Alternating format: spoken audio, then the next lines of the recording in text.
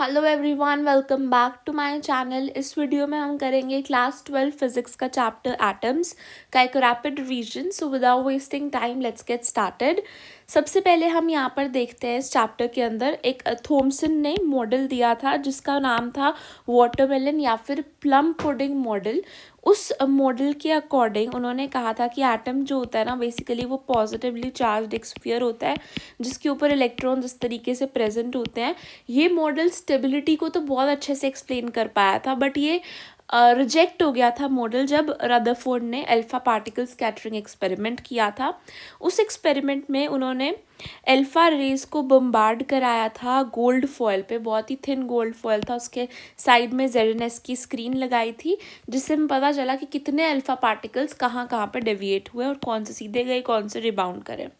हमने ऑब्जर्वेशन क्या थी कि जो मोस्टली अल्फा पार्टिकल्स थे वो अनडेविएटेड चले गए, यानी जहाँ पे मारे थे वहीं पे एज इट इज चले गए। कुछ डिफ्लेक्ट हुए लार्ज एंगल्स पे, यानी कुछ सीधा जाने की बजाय इस तरीके से बड़े बड़े एंगल्स पे डिफ्लेक्ट हुए, बट वो पार्टिकल्स बहुत ही कम थे और बहुत ही कम थे, वेरी फ्यू, जो कि पूरे रिबाउंड बैक ही कर गए। अब क्योंकि most of the alpha particles undeviated pass करे, इससे हमें पता चलता है कि मोस्ट ऑफ द स्पेस जो थी वो एम्प्टी थी। अब हमें पता है हमारा जो अल्फा पार्टिकल होता है उस पर +2 चार्ज होता है। अल्फा पार्टिकल होता क्या, बेसिकली हीलियम का न्यूक्लियस होता है जिसके अंदर कोई इलेक्ट्रॉन्स नहीं होते, तो हीलियम के न्यूक्लियस को ही हम अल्फा पार्टिकल बोलते हैं। तो alpha particle basically positively charged है, तो अगर वो अनडेविएटेड जा रहा है तो मतलब खाली जगह थी। और कुछ जो थे वो डिफ्लेक्ट हुए लार्ज एंगल्स पे। इससे हमें पता चलता है कि जो पॉजिटिव चार्ज है वो बहुत ही छोटी जगह पे कंसंट्रेटेड है, इसलिए जो उसके आसपास से भी गए वो लार्ज हुए डिफ्लेक्ट एंगल से, ठीक है। और जो बिल्कुल उसके ऊपर ही टकरा गए वो पूरे अच्छे से रिपल्शन होके पूरे रिबाउंड कर गए बैक। न्यूक्लियस जो है उसके अंदर सबसे ज़्यादा मास भी है, यानी जो मास है ना एटम का वो सिर्फ और सिर्फ न्यूक्लियस में ही कंसंट्रेटेड है। पॉजिटिव चार्ज बहुत ही छोटी जगह पे पड़ा हुआ है और एटम की मोस्ट ऑफ द स्पेस जो है वो खाली है। इसी बेसिस पे रदरफोर्ड ने अपना एटॉमिक मॉडल दिया, क्योंकि थॉमसन का तो रिजेक्ट हो गया था रदरफोर्ड के गोल्ड फॉयल एक्सपेरिमेंट के बाद। रदरफोर्ड ने जो मॉडल दिया उसमें उन्होंने कहा कि सेंटर के अंदर एक पॉजिटिवली चार्ज्ड न्यूक्लियस होता है जिसके अराउंड इलेक्ट्रॉन्स जो हैं वो घूमते हैं, ठीक है। अब लोगों ने इसकी स्टेबिलिटी पे बहुत ज़्यादा क्वेश्चन करा, पर उस टाइम पे वो उसे एक्सप्लेन नहीं कर पाए। उन्होंने बोला कि अगर ऐसा है तो इसको अट्रैक्ट क्यों नहीं करता है, और वो लाइन स्पेक्ट्रा को भी अच्छे से एक्सप्लेन नहीं कर पाए थे। जो हमने 11th के अंदर पढ़ा नहीं था, हाइड्रोजन स्पेक्ट्रा, एमिशन, एब्जॉर्प्शन, वो वाले स्पेक्ट्रा को भी ये एक्सप्लेन नहीं कर पाए थे। फिर आया बोहर का हाइड्रोजन एटम का मॉडल। लिमिटेशन इसकी यही थी कि हाइड्रोजन एटम पे थे इसकी मोस्ट ऑफ द पोस्टुलेट, सिर्फ क्योंकि उसने सिर्फ उसी को स्टडी किया।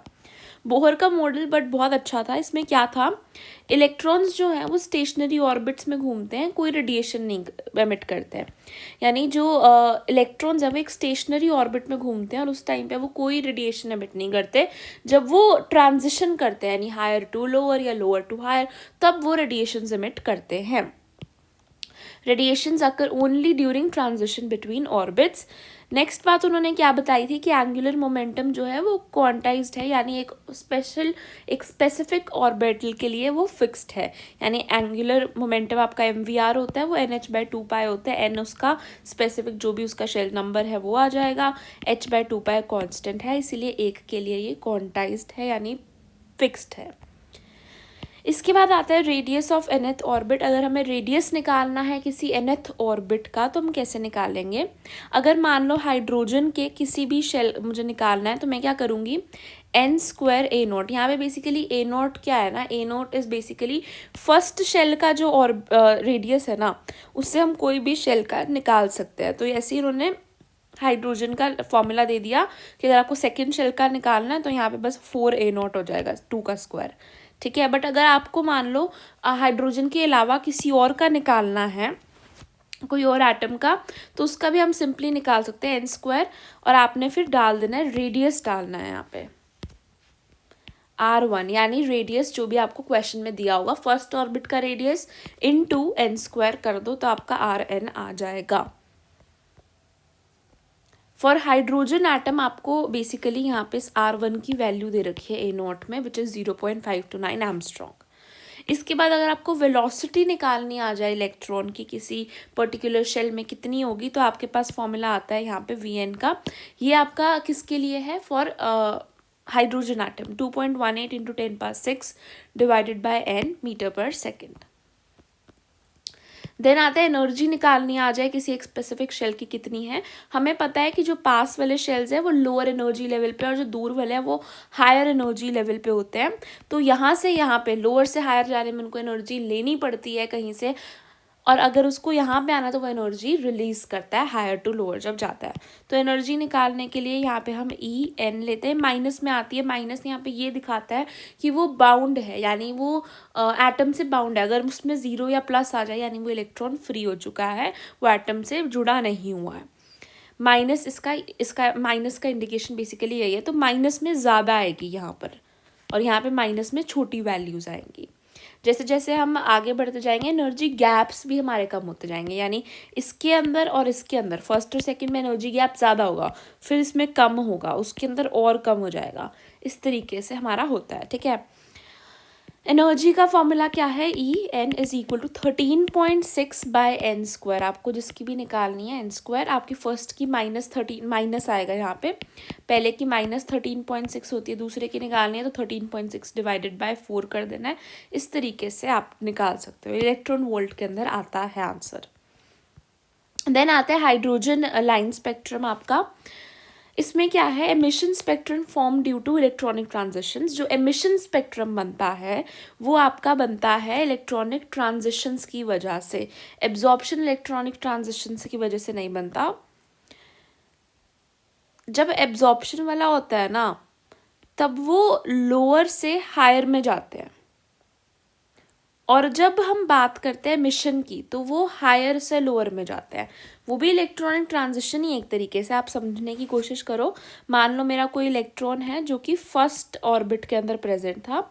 जब मैंने यहाँ पर इसको एनर्जी दी तो ये गया यहाँ पर। अब मैंने इसने एनर्जी ली है तो ये एब्जॉर्प्शन स्पेक्ट्रम था। अब मैं इलेक्ट्रॉन चला गया मान लो थर्ड शेल के अंदर, तो यहाँ पे इसने एब्जॉर्प्शन स्पेक्ट्रम यहाँ पे हुआ। बट मेरा कोई इलेक्ट्रॉन थर्ड शेल में है और वहाँ से सेकेंड शेल में आ रहा है, तो उस केस के अंदर उसने कुछ एनर्जी रिलीज करी, उसी से ही आपका एमिशन स्पेक्ट्रम बना। तो एमिशन स्पेक्ट्रम की बात करें तो यहाँ पे हम सीरीज देख लेते हैं। कुछ ऐसे होंगे ना जो 1 पे लैंड करेंगे, चाहे वो 2 से कर रहे हैं, चाहे वो 3 से कर रहे हैं, चाहे 4 से सीधा 1 पे, वो सब लाइमन सीरीज होती है। और कुछ ऐसे होंगे जो कि 3 से 2 पे या 4 से 2 पे, 5 से 2 से, 1 से 2 पे एमिशन स्पेक्ट्रम नहीं होगा, वो एब्जॉर्प्शन होगा। तो 3 से 2 पे आ रहे हैं, कुछ आपके 4 से 2 पे आ रहे हैं। ये सब जो होंगे वो सारी बामर सीरीज में होंगे। जो 3 पे लैंड कर रहे हैं वो सारे पैस्टन सीरीज, जो 4 पे हो रहे हैं वो पी फंड, और जो 5 पे हो रहे हैं वो हम्फ्रे सीरीज हो जाती है। बस इतने आपको याद रखना है, लाइमन, बामर, पैस्टन, पी फंड, हम्फ्रे, ठीक है। उसके बाद नीट के अंदर जो कुछ एक्स्ट्रा टॉपिक्स है उनको मैं आपको बता रही हूँ। बोर्ड्स के लिए अगर आप इतना भी करते हो तो सफिशिएंट है, बट आई वुड से आप ये भी कर लो, बिकॉज वी नेवर नो, ठीक है। ये सब कुछ भी इंपॉर्टेंट है। यहाँ पे हम देखते हैं impact parameter and scattering angle के बारे में। इम्पैक्ट पैरामीटर क्या होता है और स्कैटरिंग एंगल क्या होता है? इम्पैक्ट पैरामीटर को हम बी से सिंबलाइज करते हैं, स्कैटरिंग एंगल को हम थीटा से। इम्पैक्ट पैरामीटर बेसिकली वो परपेंडिकुलर डिस्टेंस होता है initial velocity of alpha particle and centre of nucleus, यानी न्यूक्लियस के सेंटर से और अल्फा पार्टिकल की जो भी इनिशियल वेलोसिटी की डायरेक्शन है उसके बीच में जो परपेंडिकुलर डिस्टेंस होता है वही इम्पैक्ट पैरामीटर होता है। और स्कैटरिंग एंगल क्या होता है? बेसिकली जो अल्फा पार्टिकल है वो जिस एंगल से डेविएट हो रहा है, मान लो वो 20 डिग्री हो रहा है, तो वो आपका स्कैटरिंग एंगल हो जाता है। अब अगर आपका इम्पैक्ट पैरामीटर ज़्यादा है तो आपका जो थीटा है वो कम होगा। सोचने की बात ही, अगर आपका इम्पैक्ट पैरामीटर यानी कि perpendicular distance between initial velocity और सेंटर पार्टिकल अगर कम है तो स्कैटरिंग एंगल बहुत ज़्यादा रहा होगा। और अगर आपका वो ज़्यादा आ रहा है डिस्टेंस, यानी आपकी इनिशियल वेलोसिटी और सेंटर ऑफ न्यूक्लियस काफ़ी डिफरेंट डायरेक्शंस के अंदर हैं, दूर हो जाएगा, बड़ा डिस्टेंस आएगा, इसका मतलब आपका जो थीटा है वो कम था, यानी आपका स्कैटरिंग एंगल जो था वो कम था। नेक्स्ट नीट में ये वाला कॉन्सेप्ट बहुत ज़्यादा यूज़ होता है, डिस्टेंस ऑफ क्लोजेस्ट अप्रोच पूछा जाता है। डिस्टेंस ऑफ क्लोजेस्ट अप्रोच क्या होता है, ये आपका बोर्ड्स के अंदर भी आ सकता है बट यूजुअली नहीं पूछा जाता, नीट में ज़्यादा पूछा जाता है। डिस्टेंस ऑफ क्लोजेस्ट अप्रोच क्या होता है, न्यूक्लियस के सबसे पास का डिस्टेंस जहाँ अल्फा पार्टिकल रुक जाता है। बेसिकली न्यूक्लियस के ना जब मिनिमम डिस्टेंस, देखो जो मिनिमम डिस्टेंस जब वो आता है वहाँ पर जहाँ पे आके वो रुक जाता है, हो सकता है थोड़ा दूर जाके भी वो रुक जाए बट मिनिमम जहाँ पे जाके वो रुक जाता है ना, उसी को हम डिस्टेंस ऑफ क्लोजेस्ट अप्रोच कहते हैं। इसका फॉर्मूला ये बहुत इंपॉर्टेंट है, इसको आपको याद रखना है। हेड ऑन कोलिजन के टाइम पे आपसे इसमें सवाल पूछा जा सकता है। काइनेटिक एनर्जी जो होगी that is equal to 1/4 epsilon nought, जो कि आपका 9 × 10⁻9 होता है। एप्सिलॉन नॉट 8.85 × 10⁻−12 होता है और इंटू Z⁻²। यहाँ पे आपका Z जो है बेसिकली वो चार्ज है न्यूक्लियस के ऊपर, क्या है जो हम न्यूक्लियस की बात कर रहे हैं उसका चार्ज है। और यहाँ पे ना Z⁻² होता है, एक स्मॉल z भी आता है, नो वाई यहाँ पे है नहीं, ठीक है। तो इस वाला ये यहाँ पे ये जो z आता है वो चार्ज ऑन अल्फा पार्टिकल है, जो कि बेसिकली 2 हो जाता है। E² 1.6 × 10⁻−19 होता है। तो बेसिकली यहाँ पे आप 2 लिख दो, चाहे 2ZE²/r मिनिमम, है ना। तो E² आपका ये हो जाएगा, R मिनिमम वो डिस्टेंस ऑफ क्लोजेस्ट अप्रोच होता है।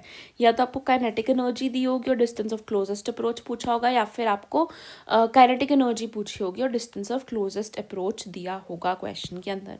वेरी इंपॉर्टेंट न्यूमेरिकल के लिए, ठीक है। उसके बाद देखो एनर्जी लेवल और ट्रांजिशन फॉर्मूला है यहाँ पर, ये तो आपका बोर्ड्स में भी आता है। एनर्जी ऑफ एमिटेड और एब्जॉर्ब्ड फोटोन के बारे में बात कर रहे हैं हम। डेल्टा ई जो है that is equal to E2 - E1। अब जब हम एनर्जी का ट्रांजिशन कर रहे हैं तो हम क्या रिलीज़ कर रहे हैं, जब मैं हायर टू लोअर जा रही हूँ तो मैं रिलीज़ कर रही हूँ कुछ रेडिएशन को, वो कितनी होगी, that is equal to the energy gap कितना है, Hµ आपका एनर्जी होता है जो हम पहले पढ़ चुके हैं। अच्छा, अब वेवलेंथ का ये रिलेशन है जो कि काफ़ी इंपॉर्टेंट है। हम रेडिएशन कर रहे हैं ना, वो जो लाइट हम रेडिएट कर रहे हैं जब हम हायर टू लोअर जा रहे हैं, उसकी वेवलेंथ कितनी होगी वो हम इससे निकाल सकते हैं। 1/λ इज इक्वल टू R, जो यहाँ पे रिडबर्ग्स कांस्टेंट होता है, इंटू 1/n1² - 1/n2² होता है। यहाँ पे हम R की वैल्यू याद नहीं रखते, हम 1/R की याद रखते हैं, क्योंकि हम यहाँ पर लेके जाएंगे तो 1/R बन जाएगा और ये लेमडा यहाँ पे आ जाएगा, ठीक है।